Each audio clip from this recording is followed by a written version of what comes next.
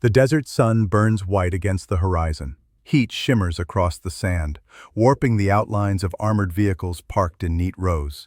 The forward operating base is alive with movement. Soldiers jogging, instructors shouting, the grind of boots against gravel. At the edge of the training ground stands Lieutenant Arya Kane, slim, quiet, her uniform plain. A fresh recruit beside seasoned warriors, her expression unreadable, her silence, a shield. But the silence makes her a target. "Hey, Patchwork!" The nickname cuts through the dry air. 3 male recruits smirk from the shade of a canvas tent. One points at the faint scar running along Arya's jawline. Another laughs. "Looks like the medics stitched you together with barbed wire." The others chuckle. The insult spreads. "Ugly metal," someone mutters, loud enough to sting. Arya doesn't answer. She adjusts her pack and stares at the range markers ahead, whiteboards propped 50 meters out. A low groan rises from the squad. Someone mutters, "Classic mouse." Another snickers, "Maybe give her a broom instead." Sergeant Hale folds his arms. "You see that, recruits? That's what happens when command wastes resources on PR projects. You want sympathy? Go to medical. You want to stay here? Earn it." Layla clears the jam, heart hammering. "Sir, I can—" "Quiet!" His shout cuts her mid-sentence. "You're shaking, Tran. You can't even stand still with a weapon. You freeze every damn time the charge goes off." He steps closer until she can smell the burnt powder on his breath. "You afraid of loud noises?" She says nothing. He smirks. "Then maybe the infantry isn't your stage. Go back to logistics. Or better, cafeteria duty." The laughter returns, louder this time. Layla lowers her rifle. The weight of it feels wrong in her hands, cold, accusing. That evening in the mess hall, the jokes continue. "Hey, Mouse," Private Keegan calls. "If we ever get ambushed, promise us one thing. Don't scream too loud, yeah?" Plates clatter, laughter again. She tries to eat, but every clink of metal sounds like mockery. The truth is, they don't know. None of them do. They don't know that the sound of explosions still drags her back to a night she never speaks about. A night of smoke, of sand, of blood, when she held a boy's hand as the world around them detonated. She'd been EOD back then, explosive ordnance disposal, the only woman on her team, until the convoy incident, until the blast. She woke up 2 days later, ears ringing, memory fractured, name reassigned to a different unit, for recovery. Command said, "Temporary reassignment." The whispers said, "She broke." Now, months later, she's back in uniform, trying to rebuild what was taken. But fear never fully leaves. It hides behind calm eyes, waiting for the next echo of gunfire. Tonight, in her bunk, she traces the faint scars along her wrists, remnants of the shrapnel that almost ended her. She whispers to herself, "You're not broken. You're breathing." Outside, thunder rolls. A storm crossing the desert. The sound is too close to artillery. She flinches, pressing her palms over her ears, eyes shut tight until the rumble fades. Her roommate, Private Dahlia, turns over on the top bunk. "You okay, Layla?" "Yeah," Layla lies. "Just tired." Dahlia hesitates. "Ignore them. They don't know what you've been through." Layla exhales slowly. "They're right about one thing." "What's that?" She opens her eyes, the stormlight flickering across her face. "I am afraid." The next morning, the unit gathers again. This time, for the live exercise. A stretch of cracked terrain fenced with warning signs. Minefield training. A simulation, supposedly. Old, diffused ordnance buried for practice. The recruits chatter nervously as they form a perimeter. Sergeant Hale paces in front of them. "All right, heroes. Today we test nerve, precision, and teamwork. You miss a marker, you blow up your squad." The group laughs uneasily. He gestures toward the field.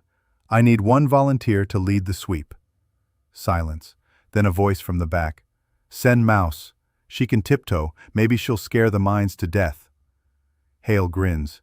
"Good idea. Tran, step up." Layla's breath catches. Her palms go cold. "Sir, He cuts her off. "You wanted to prove you belong, didn't you?" Dozens of eyes fix on her again. This is how it always begins. Eyes, laughter, humiliation. She grips the detector rod they hand her. The metal feels heavier than any rifle. "Sir," she says softly, "what if one's still live?" Hale smirks. "Then we'll find out what sound fear makes when it explodes." The squad bursts into laughter. Layla steps forward anyway. One step, then another. Every crunch of sand beneath her boots echoes like a heartbeat. The detector hums faintly. She focuses on the tone, tuning out their voices, the jokes, the doubt. Because somewhere, deep in her bones, the rhythm feels familiar, like coming home to danger. Far behind her, someone mutters, "She'll freeze before she even marks one." Maybe, but she keeps walking. And as the wind howls across the field, the faint metallic beep rises in her headset. Steady, precise. She kneels, brushes away the sand. Her pulse slows. The first buried shell stares back at her. Not training ordnance. Real. Rusted. Armed. And the countdown to everything begins. The wind whips harder now. Dust swirls across the training field, the air thick with silence and tension. Layla kneels at the first marker, brush trembling in her hand. Beneath the sand, a corroded metal plate gleams faintly. Too heavy. Too real. She freezes. "Sergeant," she calls, her voice steady but thin. "This isn't a dummy shell. It's live." Laughter erupts. "Sure it is, Mouse. Maybe it's a dragon egg, too." "Relax, Princess. It's diffused. Your brain isn't." Sergeant Hale strides closer, his boots crunching on gravel. "You saying the Army gave us a live mine, Tran?" "Yes, sir." He kneels beside her, taps the casing with his boot. A hollow clink. "See? Empty. You panic too easy." She winces. "With respect, sir, that sound—" "Enough!" His shout slices through the heat. "You think you know more than command? You can't even clear a jammed rifle, and now you're the ordnance expert?" Laughter again. Layla presses her lips together. The old reflex, the urge to explain, to reason, burns behind her teeth, but she swallows it.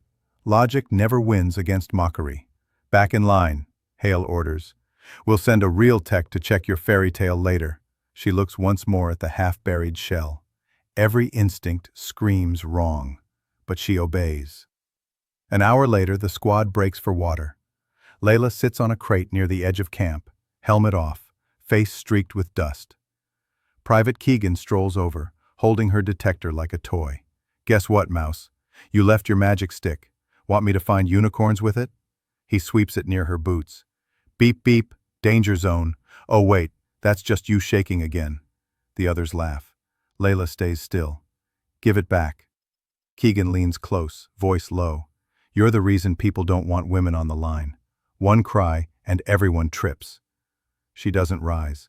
She doesn't flinch. He tosses the detector into the sand and mock salutes. "Permission to return this useless equipment to its rightful owner, ma'am." She picks it up slowly, brushing sand from the handle. She could report him. She doesn't. She knows how it works here. The moment you file a complaint, you're fragile. And fragile soldiers don't get redeployed. Night falls. The temperature drops. The squad gathers by the mess tent, voices low around the fire pit. Hale leans against a supply truck, cigarette glowing in the dark. "Listen up," he says. "Tomorrow we move closer to the ridge. Rumor says insurgents planted leftovers from the old war out there. Don't panic if you hear explosions. It's just the ground burping." Laughter ripples. Then his tone hardens. "Except you, Tran.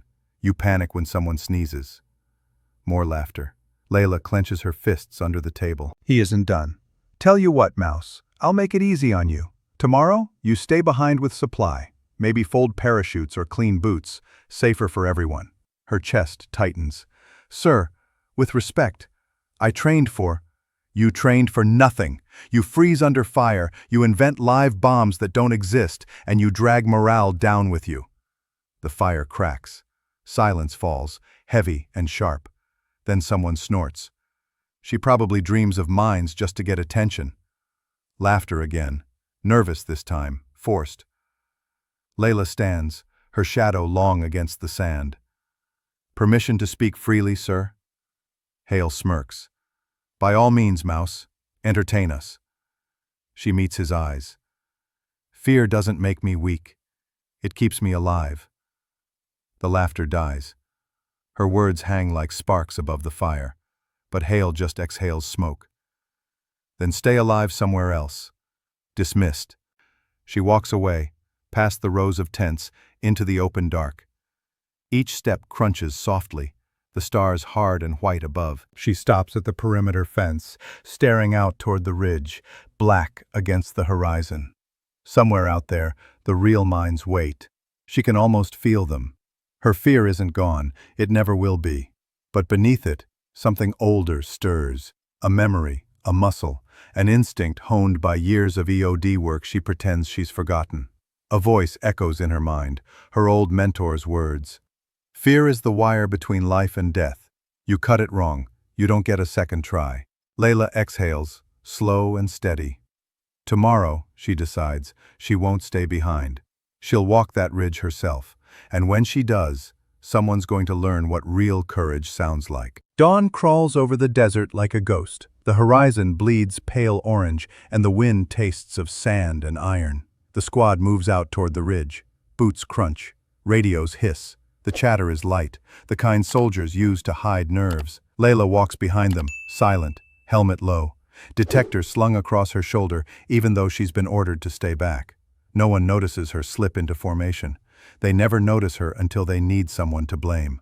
Ahead, Sergeant Hale leads the sweep with 2 fire teams, his tone cocky over comms. Eyes open, folks. This stretch was cleared a decade ago, probably safer than the chow hall. Laughter filters through the radios. The desert answers with silence. Then, a sound. A low, metallic hum that doesn't belong. Layla stops. The others keep walking. She kneels, pressing her palm to the ground. The vibration is faint, almost imperceptible, but her instincts flare. That frequency. That pitch. Her breath shortens. There's something beneath them. She raises her voice, steady but urgent. Sergeant, hold position. No answer. Hale's already 20 meters ahead, waving his team forward. Sir, stop moving! Her tone sharpens, command breaking through fear. This time, he turns, scowling. Tran, what the hell are you doing out here? There's something under the ridge. I can feel the oscillation. It's not training ordnance. He laughs into the comm. You feel it? What are you, a human seismograph? The team chuckles, then a click. Not laughter, not wind. A click she knows too well. The weight of a boot pressing down on the wrong patch of earth. Layla's voice cuts through the air. Don't move! But Hale already has. His heel sinks half an inch deeper, the sound unmistakable. Every soldier freezes. Sir, she whispers, you're on a pressure plate. The laughter dies. Hale's face drains of color. You're bluffing. Look at your left boot. See the shallow dip? That's the trigger dome. Silence. Then he sees it. The faint metal circle glinting beneath the dust. A ripple of panic moves through the line. One soldier whispers a prayer. Another grips his rifle too tight.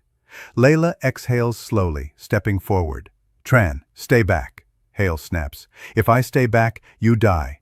Her detector hums softly as she moves. The ground seems to breathe under each step. The memory of 100 detonations hums in her bones. But her movements are precise, ritualistic. She kneels 2 meters away, brushing away sand grain by grain, until the thin wire loop appears. Taut, trembling. Old Soviet plate, she murmurs. Anti-personnel, linked fuse. Step off and it jumps. Can't you just cut it? Someone whispers. Layla shakes her head. You cut blind, it pops the secondary. The team watches, sweat streaking through the dust on their faces. Hale stands frozen, chest heaving. She closes her eyes for a beat, centers her breathing. The fear is still there, the trembling heartbeat, but she's learned to ride it, not fight it. Her mentor's voice whispers in memory. Fear keeps the hands steady. When it's gone, you're already dead. Layla opens her eyes. Sir, she says softly, on my count, shift your weight forward. 1 inch. You're insane, Hale breathes. 1 inch, she repeats. He hesitates, then nods, barely. She slides the disarm pin under the dome. Her fingers move slow, precise. The world narrows to sound, the whisper of wind, the hiss of breath, the metallic pulse of danger. Now. He shifts forward. The plate lifts. She hooks the wire, pulls. Click. Silence. No explosion. Only the sound of their breathing. Hale collapses onto his knees, shaking. Layla steadies him with a hand on his arm, her voice calm, almost gentle. "It's live ordnance, Sergeant. I told you yesterday." The others stand frozen, the same soldiers who mocked her, now staring like they've seen a ghost. Finally, one speaks. "How did you know?" There was no signal, no beep. Layla wipes dust from her gloves. You don't need a beep when you've heard the earth sing before. Behind them, the sunrise breaks through the clouds, light spilling across the minefield like a silent salute. For the first time, no one laughs. No one speaks for a long time. The wind hums across the ridge, carrying the faint smell of burnt sand and cordite. Layla crouches beside the pressure plate, her gloves streaked with dust and oil. She marks it with a small red flag, movement steady, deliberate. Behind her, the squad still stares, as if afraid even to breathe. Sergeant Hale tries to stand. His legs won't listen. You just saved my damn life." Layla doesn't answer. Her eyes scan the ground beyond him, the shallow slope where the sand dips unnaturally. "Stay still," she murmurs. "What?" "There's another one. 2 meters ahead. The way the dune curves, it's wrong." Hale squints. "You can see that?" She nods once. "Not see. Feel." He starts to step forward, but she raises a hand. "Don't." He freezes. Layla lifts her detector, sweeps slowly, the faint hum pulsing again. Beneath it, a different pitch, deeper, heavier. "Anti-vehicle," she whispers. "Modified casing. They buried it shallow to catch patrol trucks." The realization spreads through the group like cold water. "Christ," someone mutters. "We're standing in a live field." The wind howls louder. Layla motions for the team to fan out. Slow, quiet, no sudden movement. Her voice takes on a strange calm, the kind that only comes when fear has burned itself clean. "Everyone mark your last footprint. If you can't remember, stop moving." No one argues. She steps forward, following the hum, brushing aside grains of sand with the back of her hand. The fuse wire gleams like a hair of silver under the morning light. "Got you," she murmurs. Carefully, she traces the wire to its hub, disconnecting the spring clip with the precision of someone tuning a violin. One twist, one breath, one silent prayer. Click. The wire goes slack. A breath of relief ripples through the team. "That's 2, Hale whispers, voice cracking. But Layla doesn't move away. Her eyes are locked on a small mound nearby, a shallow hump, no marker, no footprint. Something about it feels wrong. Too round, too new. She moves closer. "Don't follow." The others freeze again. Layla kneels, sweeping the sand away. The shape isn't metal. It's canvas. A half-buried satchel wired into a charge block. And beside it, a faint, blinking red light. Remote triggered, not a relic, a trap.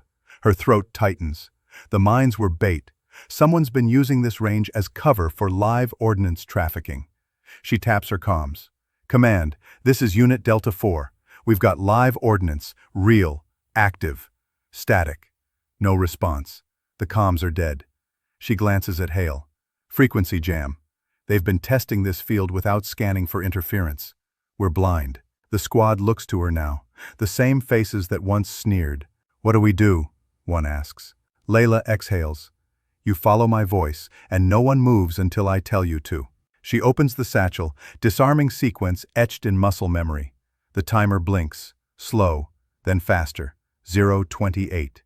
0:27. "Back off," she says quietly. "Now." They retreat, boots whispering against sand. Layla's hands move faster, slicing through the nylon sheath, isolating the power leads. Her pulse is steady, her breath low. The wind screams. She pulls the firing pin free, twists the leads apart. Click. The light dies. Silence. Only her heartbeat, slow and heavy, fills her ears. When she looks up, every soldier is staring. Faces pale, eyes wide. Hale steps forward, voice shaking.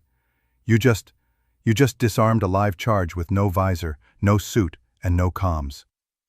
Layla wipes sweat from her brow. That's what I used to do. He blinks. Used to? A voice behind them answers, gravelly, calm, unmistakably in command. Correction, Sergeant. That's what she still does. The team turns. A tall man in desert camo approaches from the ridge, flanked by 2 MPs. His rank glints silver in the sunlight. Colonel Darius Vaughn, commanding officer of the Regional Ordnance Division. Hale snaps to attention, words tumbling. Sir, we didn't know she was... The colonel cuts him off. Echo 9. Layla stiffens. No one else understands, but the name hits her like a pulse through her chest. Vaughn steps closer. I was there the night the convoy went up. They said Echo 9 didn't make it out. Layla meets his eyes. I did, but the team didn't. Silence. Only the wind between them. The colonel nods slowly. You saved 42 men that night. I read the report. You were written off because the brass thought fear broke you. He glances at the disarmed charge, the wire still coiled in her hands. Turns out, fear's what kept you alive. He looks over the squad, his tone turning steel. You all owe Corporal Tran your lives, and your apology. Hale lowers his gaze. Yes, sir. Layla says nothing. She just kneels again, flagging the last wire for disposal. Her movements are the same as always, quiet, deliberate, unshaken. But in the silence that follows, respect settles heavier than dust. The wind changes first. A low moan crawling through the dunes, like the desert taking a breath before it screams. Layla looks up. The sky has turned the color of rust. A sandstorm. Fast, massive, alive. Storm incoming! Someone yells. The colonel's voice snaps through comms. All units, pull back to the trucks. Move! The squad starts running. Helmets down, goggles half on. Visibility drops to nothing. The horizon disappears in orange dust. Layla turns back to the minefield. The red flags she planted whip violently, half buried already. And beneath the roar of the wind she hears it. Faint, rhythmic, mechanical. A pulse.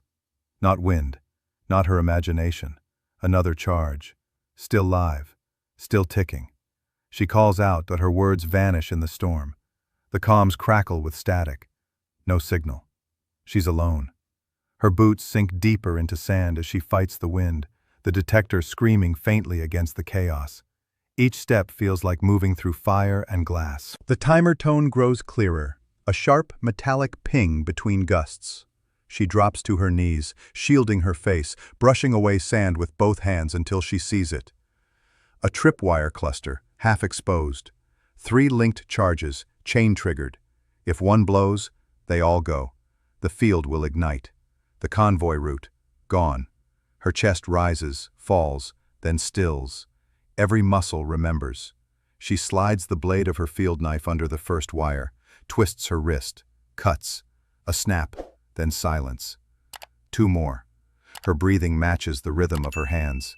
One slip, and the storm will finish what the war began. The wind roars louder, sand hammering her visor. She can't see more than a meter ahead. She finds the second fuse, pries it loose. The timer flashes. 0004. No time. Layla exhales. And in that single breath, her fear returns, steady, grounding. She closes her eyes. Cuts. Click. The wind stops screaming. Only her heartbeat remains. She opens her eyes. The timer's dark. Around her, the sandstorm howls on, but the desert is quiet now. Alive, intact. From the distance, faint voices shout her name through static. She doesn't answer. Not yet. She stands, planting the last red flag beside the disarmed charge. The sand claws at her uniform, the storm swallowing her silhouette. And as the world fades into dust, her voice cuts through the wind, low, certain, unbroken. Fear never lied. The storm passes by dawn.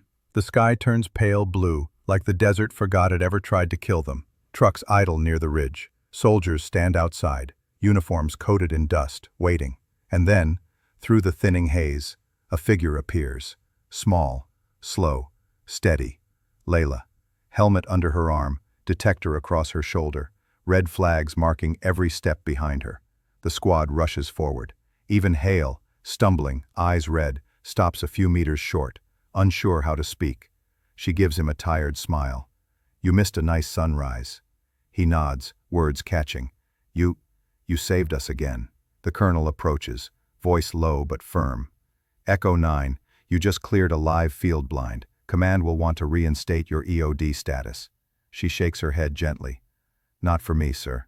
For the team." He studies her face, then salutes, slow, respectful.